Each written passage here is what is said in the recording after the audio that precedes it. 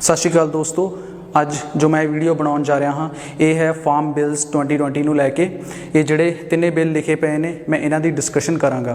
तो मैं वीडियो के शुरुआत के ही दस देवां कि मैं इन्हां बिलों के विरोध के हाँ तो मैं क्यों विरोध के हाँ मैं वो डिस्कशन करांगा। मैं तिन्ने बिल पढ़े ने ਅਤੇ ਹੁਣ मैं ਇਹਦੀ डिस्कशन ਕਰਨ जा रहा तो मैं ये भी दसना चाहांगा कि ये वीडियो किसी तरह भी पोलिटिकली मोटिवेटेड नहीं है ਅਤੇ ये फार्मर्स के ਜਿਹੜੇ ਜੈਨੂਅਨ कंसर्न ने ਜਿਹੜੇ असली मुद्दे ने उन्होंने लैके है। This video is not politically motivated, this is regarding the genuine concerns of the farmers beyond political fracas. तो ये तिन्ने बिल ने, सब तो पहला फार्म्स बिल 2020 पहला बिल है farms produce trade and commerce promotion and facilitation bill 2020। हुण नाम ही इन्ना ज़्यादा औखा, मैं इहदा एक सिंपल जिहा नाम जो सोचा है वो है मंडी बिल। ठीक है जी, हुण आपां इहनूं अगे तो मंडी बिल ही कहांगे। इस तो बाद है farmers empowerment of protection agreement of price assurance and farm services bill. Again फिर तो बड़ा लंबा जिहा बिल है जी, समझण दे विच ही प्रॉब्लम आउंदी है। तो मैं इहनूं अपना जो क्या कंट्रैक्ट खेती जो मैं अपने लो नाम दिता है। तो तीजा है एसेंशियल कमोडिटीज़ अमेंडमेंट बिल 2020 जिन्हों मैं एक सिंपल नाम दिता है जमाखोरी बिल का। तो इस वीडियो के आपां ये तिन्ने डिस्कस करांगे, जो भी इंपॉर्टेंट पॉइंट होणगे वो दसांगे। तो मैं तिन्ने बिल मेरे को मेरा फोन है तो वो PDF दे विच तिन्ने बिल ने ते ये मैं तिन्ने बिल पढ़े हुए ने। तो दोस्तों हुण मैं मंडी बिल बारे गल करन जा रहा हाँ। तिन्नां बिलों के विचों जिहड़ा साडा विरोध करन दा जिहड़ा मेन मकसद है वो इसे विच ही जिहड़े ज़्यादा पॉइंट ने उन्हां दे उत्ते साडा विरोध है। वो की पॉइंट ने उन्हां दे विचों मेन पॉइंट जिहड़े ने वो मैं तुहाडे नाल गल्लां सांझीआं करनियां चाहांगा। सब तो पहलां तां सरकार कहिंदी है कि हुण तुसीं सरकारी मंडी तो बाहर जाके फसलां वेच सकदे हो प्राइवेट मंडी दे विच। सरकारी मंडी नूं पहलां की कहिंदे सन APMC agriculture produce market committee. आपां इन्ना डूंगा नहीं जाना, बस उन्होंने तुसीं ये कह दो कि ये मंडी यानी कि सरकारी मंडी सी, तुसीं उस तो बाहर जाके फसल वेच सकते हो। हुण इहदे विच एक मेन पॉइंट ये है कि सरकारी मंडी दे विच टैक्स लगता है, कोई भी वो टैक्स अलग अलग स्टेटां दे विच अलग अलग है। APMC एक्ट के तहत वो टैक्स लगते सन, पर प्राइवेट मंडी दे विच कोई टैक्स नहीं होवेगा। तो बड़ी सुभाविक जी गल है कि जे प्राइवेट मंडी दे विच टैक्स नहीं है तो उत्थे फसलां वध कीमत दे विच ही विकणगियां। जे 1925 रुपये MSP कणक दी है जो कि हुण 50 रुपये सरकार ने वधाई है तो 1975 हो गई है हुण। तो जे वो तो वध ही सानू मिलूगा एक प्राइवेट मंडी दे विच, जिहदे नाल ये रास्ता खोलदा कि ये जिहड़ियां सरकारी मंडियां ने APMC चलो 1 साल ਚੱਲਣਗੀਆਂ प्राइवेट मंडियां जिथे सानू वध पैसा मिल सकता 2 साल 3 साल, पर हौली हौली ये रास्ता खोलदा आ कि APMC जिहड़ा वो खत्म हो जाणगियां, वो मंडियां मुक जाणगियां। फिर साडे कोले की बचेगा, फिर साडे कोले सिर्फ ये प्राइवेट मंडियां ही विकणगियां, जो साडा असली मुद्दा है जिहदे करके आपां विरोध कर रहे हैं कि ये मंडी एक्ट नूं खत्म करन दी एक तरकीब है।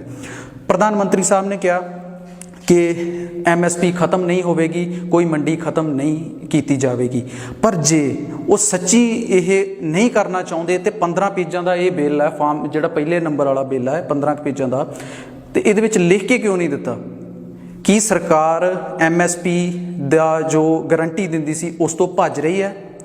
मूँह के नाल कहण दे नाल नहीं ये गल बननी, वो जो लिखिया हुंदा किते एक पॉइंट भी इस मैं बिल पढ़िया है किते भी MSP का कोई जिक्र नहीं किया है। तो क्योंकि प्रधानमंत्री साहब ने तो यह भी कहा सी कि नोटबंदी के दौरान कि बहुत वधिया ये रिजल्ट आउणगे, पर उसका नतीजा तुहाडे सामने है किन्ने लोगों ने उस जाना गवाइयां, 100-150 बंदा वो जान गवाई, 100-150 बंदे ने। तो इस तो अलावा फिर GST लागू की, ਉਹਦੇ परिणाम GDP मैं वो सब नहीं डिस्कस करना चाहता क्योंकि मैं वीडियो ज़्यादा लंबी नहीं करना चाहता। तो उस तरह हुण लॉकडाउन होया, लॉकडाउन दे विच सरकारी कोई डाटा है नहीं, तो यदा मतलब कल नूं ये भी कह सकते हैं कि भी साडे कोल तो कोई MSP का डाटा ही नहीं है, या वो प्राइवेट मंडियां दे विच किन्ने फसल चक्की या कुछ भी उहदा साडे कोले कोई डाटा नहीं है। तो तीजे नंबर दे विच क्योंकि पैन कार्ड किसी कोई भी नागरिक जिस कोले पैन कार्ड है वो मंडी लगा सकता उत्थे जाके, तो उन्हां मंडियां दे उत्ते सरकारी नज़र नहीं होगी क्योंकि वो टोटल प्राइवेट है। साडा जिहड़ा मुद्दा है कि हौली हौली चलो अज मंडी नहीं खत्म हुई, 1-2-3 सालों अपने आप ही वो जिहड़ा मंडी सिस्टम आ वो ਢਹਿ ਢੇਰੀ ਹੋ ਜਾਵੇਗਾ, ਕਿਉਂਕਿ ਉੱਥੇ ਕੋਈ ਫਸਲ ਵੇਚਣ ਜਾਵੇਗਾ ਨਹੀਂ। ਤੇ ਉਸ ਤੋਂ ਬਾਅਦ ਜਦੋਂ ਢਹਿ ਢੇਰੀ ਹੋ ਗਿਆ ਤੇ ਫਿਰ ਸਾਡੇ ਕੋਲੇ ਸਿਰਫ ਇੱਕੋ ਹੀ ਰਸਤਾ ਬਚਣਾ ਕਿ ਅਸੀਂ ਪ੍ਰਾਈਵੇਟ ਮੰਡੀਆਂ ਦੇ ਵਿੱਚ ਹੀ ਜਾ ਕੇ ਉਹ ਚੀਜ਼ਾਂ ਵੇਚੀਏ, ਅਤੇ ਪ੍ਰਾਈਵੇਟ ਮੰਡੀਆਂ ਦੇ ਵਿੱਚ ਜੋ ਵੀ ਸਾਡੀ ਫਸਲਾਂ ਦੇ ਉਹ ਭਾਅ ਲਗਾਉਣਗੇ, ਲੋਕੀ ਭਾਅ ਲਗਾਉਣਗੇ, ਜੋ ਵੱਡੇ ਵੱਡੇ ਕਾਰਪੋਰੇਟ ਹੋਣਗੇ, ਸਾਨੂੰ ਉਸੇ ਰੇਟ ਦੇ ਉੱਤੇ ਫਸਲ ਵੇਚਣੀ ਪਵੇਗੀ। ਇਸ ਦਾ ਸਭ ਤੋਂ ਵਧੀਆ ਉਦਾਹਰਣ ਇਹ ਆ ਕਿ ਬਿਹਾਰ ਦੇ ਵਿੱਚ 2006 ਦੇ ਵਿੱਚ APMC ਐਕਟ ਖਤਮ ਹੋਇਆ ਸੀ, ਤੇ ਉੱਥੇ ਜੋ ਮੱਕੀ ਦਾ ਰੇਟ ਹੈ, ਜੋ ਮੱਕੀ ਦੀ MSP ਹੈ, ਉਹ 1800 ਰੁਪਈਆ ਕੁਛ ਹੈ, ਤੇ ਅਸਲ ਦੇ ਵਿੱਚ ਉਹ ਕਿੰਨੇ 'ਚ ਵਿਕਦੀ ਹੈ? 800 ਜਾਂ 900 ਰੁਪਏ ਦੇ ਵਿੱਚ। ਪੰਜਾਬ ਦੇ ਵਿੱਚ ਵੀ ਇੰਝ ਹੀ ਹੈ ਕਿ ਜੇ MSP ਨਹੀਂ ਹੋਏਗੀ ਤੇ ਸਾਡੀਆਂ ਫਸਲਾਂ ਦੇ ਕੋਈ ਰੇਟ ਸਾਨੂੰ ਨਹੀਂ ਮਿਲਣਗੇ। ਪਰ ਜੇ ਪ੍ਰਧਾਨ ਮੰਤਰੀ ਸਾਹਿਬ ਕਹਿੰਦੇ ਨੇ ਕਿ MSP ਖਤਮ ਨਹੀਂ ਕੀਤੀ ਜਾਵੇਗੀ, ਤਾਂ ਫਿਰ ਬਿੱਲ ਦੇ ਵਿੱਚ ਵੀ ਉਹਨਾਂ ਨੂੰ ਲਿਖਣਾ ਚਾਹੀਦਾ ਸੀ।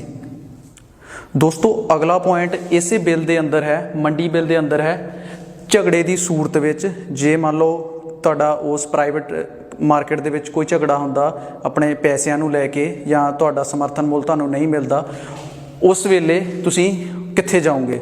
ਤਾਂ ਉਹ ਸੈਕਸ਼ਨ 8 ਦੇ ਵਿੱਚ ਇਸੇ ਦੇ ਵਿੱਚ ਲਿਖਿਆ ਹੈ ਮੰਡੀ ਬਿੱਲ ਦੇ ਵਿੱਚ ਕਿ ਤੁਸੀਂ ਆਪਣੀ ਸ਼ਿਕਾਇਤ SDM ਦੇ ਕੋਲ, ਸਬ ਡਿਵੀਜ਼ਨਲ ਮੈਜਿਸਟਰੇਟ ਦੇ ਕੋਲ ਦਰਜ ਕਰਵਾ ਸਕਦੇ ਹੋ। ਸੈਕਸ਼ਨ 15 ਦੇ ਵਿੱਚ ਲਿਖਿਆ ਹੈ ਕਿ ਤੁਸੀਂ ਕਿਸੇ ਵੀ ਸਿਵਲ ਕੋਰਟ ਦੇ ਵਿੱਚ ਨਹੀਂ ਜਾ ਸਕਦੇ। ਸਿਵਲ ਕੋਰਟ ਦੀ ਜਿਹੜੀ ਜੂਰੀਡਿਕਸ਼ਨ ਆ ਉਹ ਇਸ ਲਾਅ ਦੇ ਉੱਤੇ ਨਹੀਂ ਹੈ, ਮਤਲਬ ਉਹ ਤੁਹਾਡੀ ਹੈਲਪ ਨਹੀਂ ਕਰ ਸਕਣਗੇ। ਗੱਲ ਆ ਜਾਂਦੀ ਹੈ ਹੁਣ ਇੱਥੇ ਅਫਸਰਸ਼ਾਹੀ ਦੀ, ਕਿ ਇੱਕ 5 ਕਿੱਲਿਆਂ ਵਾਲਾ ਕਿਸਾਨ ਇੱਕ ਵੱਡੇ ਕਾਰਪੋਰੇਟ ਦੇ ਨਾਲ ਕਿਵੇਂ ਟੱਕਰ ਲੈ ਸਕਦਾ? ਮੰਨ ਲਓ ਕੋਈ ਇਹੋ ਜਿਹਾ ਝਗੜਾ ਹੁੰਦਾ ਵੀ ਹੈ, ਕੋਈ 3 ਜਾਂ 4 ਏਕੜ ਵਾਲਾ ਕਿਸਾਨ ਉਹ ਇੰਨੇ ਵੱਡੇ ਕੰਪਨੀਆਂ ਦੇ ਨਾਲ, ਜਿੱਥੇ ਭਾਰਤ ਦੇ ਵਿੱਚ ਪਹਿਲਾਂ ਹੀ ਇੰਨੀ ਜ਼ਿਆਦਾ ਬਿਊਰੋਕਰੇਸੀ, ਜਿਸ ਨੂੰ ਅਫਸਰਸ਼ਾਹੀ ਆਪਾਂ ਕਹਿੰਦੇ ਆ, ਉਹ ਫੈਲੀ ਹੋਈ ਹੈ, ਤੇ ਹਰ ਇੱਕ ਸਾਰਾ ਸਿਸਟਮ ਇੰਨਾ ਜ਼ਿਆਦਾ ਕਰਪਟ ਹੈ ਕਿ ਪੈਸੇ ਲੈ ਕੇ ਇੱਥੇ ਲੈਣ ਦੇਣ ਹੁੰਦਾ ਹੈ। ਤੇ ਤੁਸੀਂ ਕਿਵੇਂ ਗਾਰੰਟੀ ਦਿੰਦੇ ਹੋ ਕਿ ਇੱਕ ਕਿਸਾਨ ਨੂੰ ਇੱਥੇ ਜਾ ਕੇ ਉਹਦੀ ਸ਼ਿਕਾਇਤ ਦਾ ਜੋ ਹੱਲ ਨਿਕਲੇਗਾ?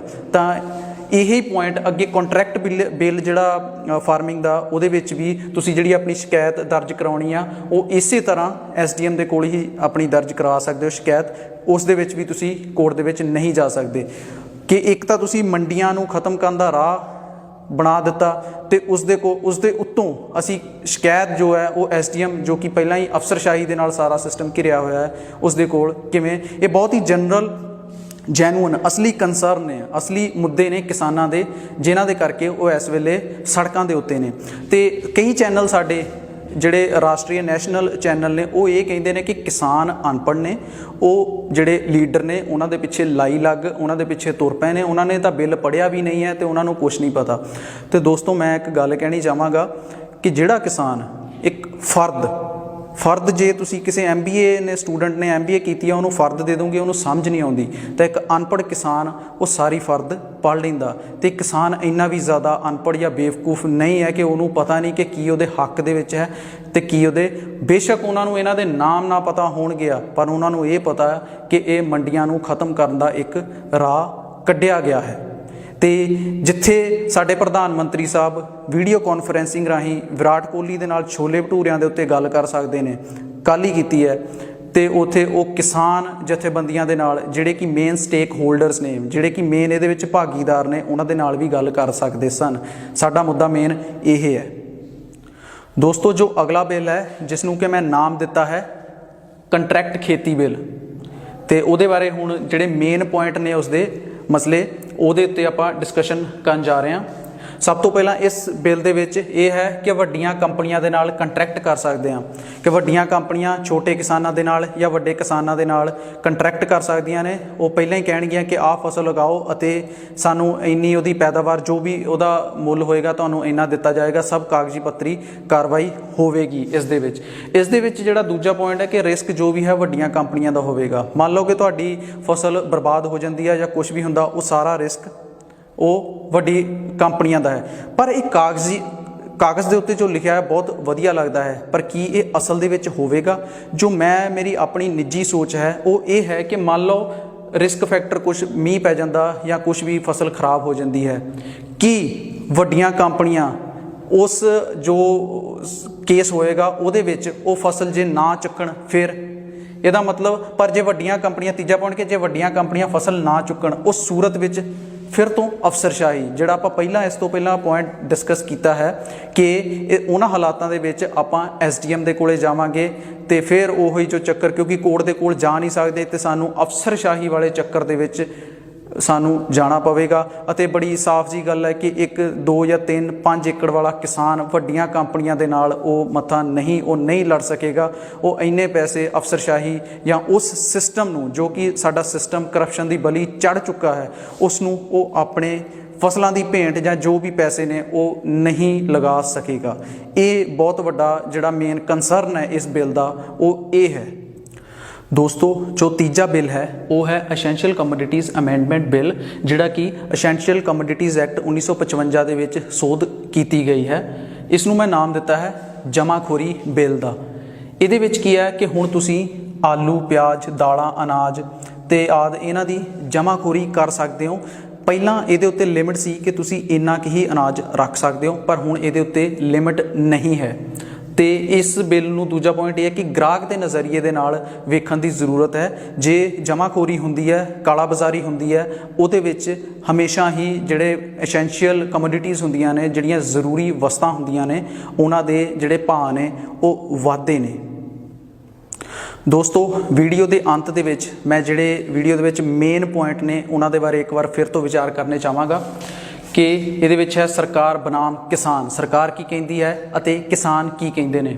ਸਰਕਾਰ ਕਹਿੰਦੀ ਹੈ ਕਿ ਪ੍ਰਾਈਵੇਟ ਮੰਡੀ ਆਵੇਗੀ ਅਤੇ ਦੇਸ਼ 'ਚ ਕਿਸਾਨ ਕਿਤੇ ਵੀ ਫਸਲ ਵੇਚ ਸਕਦਾ ਹੈ, ਤੇ ਕਿਸਾਨ ਦਾ ਕਹਿਣਾ ਹੈ ਕਿ ਇਹ ਸਾਲਾਂ ਦੀ ਮਿਹਨਤ ਤੋਂ ਬਾਅਦ ਬਣੇ ਮੰਡੀ ਸਿਸਟਮ ਨੂੰ ਖਤਮ ਕਰਕੇ ਵੱਡੀਆਂ ਕੰਪਨੀਆਂ ਦੇ ਲਈ ਰਾਹ ਬਣਾਇਆ ਗਿਆ ਹੈ। ਬੜੀ ਸਾਫ਼ ਜੀ ਗੱਲ ਹੈ ਕਿ ਪ੍ਰਾਈਵੇਟ ਮੰਡੀਆਂ ਦੇ ਵਿੱਚ ਟੈਕਸ ਨਹੀਂ ਲੱਗਣਗੇ, ਸਰਕਾਰੀਆਂ ਦੇ ਵਿੱਚ ਹੈਗੇ ਨੇ। ਉਹ ਇੱਕ ਲੈਵਲ ਪਲੇਇੰਗ ਫੀਲਡ ਨਹੀਂ ਹੈ, ਮਤਲਬ ਦੋਨਾਂ ਲਈ ਬਰਾਬਰਤਾ ਨਹੀਂ ਹੈ, ਸਰਕਾਰੀ ਮੰਡੀਆਂ ਲਈ ਅਤੇ ਪ੍ਰਾਈਵੇਟ ਲਈ। ਠੀਕ ਹੈ ਜੀ। ਇਸ ਤੋਂ ਬਾਅਦ ਸਰਕਾਰ ਕਹਿੰਦੀ ਹੈ ਕਿ MSP ਅਤੇ ਮੰਡੀ ਖਤਮ ਨਹੀਂ ਹੋਵੇਗੀ। ਕਿਸਾਨਾਂ ਦਾ ਕੀ ਸੋਚਣਾ ਹੈ, ਸਾਡਾ ਕੀ ਸੋਚਣਾ ਹੈ, ਮੇਰਾ ਕੀ ਸੋਚਣਾ ਹੈ, ਉਹ ਇਹ ਹੈ ਕਿ ਬਿੱਲ ਵਿੱਚ ਕਿਤੇ ਵੀ ਇਸ ਦਾ ਜ਼ਿਕਰ ਨਹੀਂ ਹੈ। ਹੌਲੀ ਹੌਲੀ ਮੰਡੀ ਸਿਸਟਮ ਆਪਣੇ ਆਪ ਹੀ ਖਤਮ ਹੋਵੇਗਾ, ਕਿਉਂਕਿ ਕਿਸਾਨ, ਜੇ ਅਸੀਂ 3-4 ਸਾਲ ਉਧਰ ਨੂੰ ਨਹੀਂ ਜਾਵਾਂਗੇ, ਸਰਕਾਰੀ ਮੰਡੀਆਂ ਦੇ ਵਿੱਚ ਅਸੀਂ ਫਸਲ ਨਹੀਂ ਵੇਚਾਂਗੇ, ਪ੍ਰਾਈਵੇਟ 'ਚ ਵੇਚਾਂਗੇ, ਤਾਂ ਆਪਣੇ ਆਪ ਹੀ APMC ਮੰਡੀਆਂ ਉਹ ਖਤਮ ਹੋ ਜਾਣਗੀਆਂ। ਸਰਕਾਰ ਕਹਿੰਦੀ ਹੈ ਕਿ ਕਿਸਾਨ ਨੂੰ ਗੁੰਮਰਾਹ ਕੀਤਾ ਜਾ ਰਿਹਾ ਹੈ। ਜਿਹੜੀਆਂ ਵਿਰੋਧੀ ਪਾਰਟੀਆਂ ਨੇ ਉਹ ਸਰਕਾਰ ਦੇ ਵਿਰੁੱਧ ਕਿਸਾਨਾਂ ਨੂੰ ਭੜਕਾ ਰਹੀਆਂ ਨੇ, ਅਤੇ ਕਿਸਾਨਾਂ ਦਾ ਕਹਿਣਾ ਹੈ ਕਿ ਅੰਨਦਾਤਾ ਦੀ ਸੁਣੀ ਨਹੀਂ ਜਾ ਰਹੀ। ਉਹ ਕਿਉਂ ਨਹੀਂ ਸੁਣੀ ਜਾ ਰਹੀ? ਕਿਉਂਕਿ ਐਡਾ ਵੱਡਾ ਤੁਸੀਂ ਬਿੱਲ ਪਾਸ ਕੀਤੇ ਨੇ, 3 ਐਡੇ ਵੱਡੇ ਬਿੱਲ ਪਾਸ ਕੀਤੇ ਨੇ, ਤੇ ਇਹਨਾਂ ਦੇ ਵਿੱਚ ਕਿਤੇ ਵੀ ਤੁਸੀਂ ਕਿਸੇ ਕਿਸਾਨ ਜਥੇਬੰਦੀ ਨੂੰ ਨਹੀਂ ਸੱਦਿਆ, ਉਹਨਾਂ ਦੀ ਕੋਈ ਵਿਚਾਰ ਵਿਮਰਸ਼ ਨਹੀਂ ਕੀਤਾ ਉਹਨਾਂ ਦੇ ਨਾਲ। ਤੇ ਹੁਣ ਵੀ ਅਤੇ ਅੰਤ ਦੇ ਵਿੱਚ ਮੈਂ ਇੰਨਾ ਹੀ ਕਹਿਣਾ ਚਾਹਾਂਗਾ ਕਿ ਸਰਕਾਰ ਨੂੰ ਰਾਊਂਡ ਟੇਬਲ ਇੱਕ ਕਾਨਫਰੰਸ ਕਰਨੀ ਚਾਹੀਦੀ ਹੈ, ਬੈਠਣਾ ਚਾਹੀਦਾ ਹੈ ਅਤੇ ਕਿਸਾਨਾਂ ਦੀ ਜੋ ਆਵਾਜ਼ ਹੈ ਉਸ ਨੂੰ ਸੁਣਨਾ ਚਾਹੀਦਾ ਹੈ, ਕਿਉਂਕਿ ਅੰਨਦਾਤਾ ਤੋਂ ਬਿਨਾਂ ਸਾਡਾ ਮੁਲਕ, ਸਾਡੀ ਦੁਨੀਆ ਇਹ ਨਹੀਂ ਚੱਲ ਸਕਦੀ। ਜੈ ਜਵਾਨ, ਜੈ ਕਿਸਾਨ।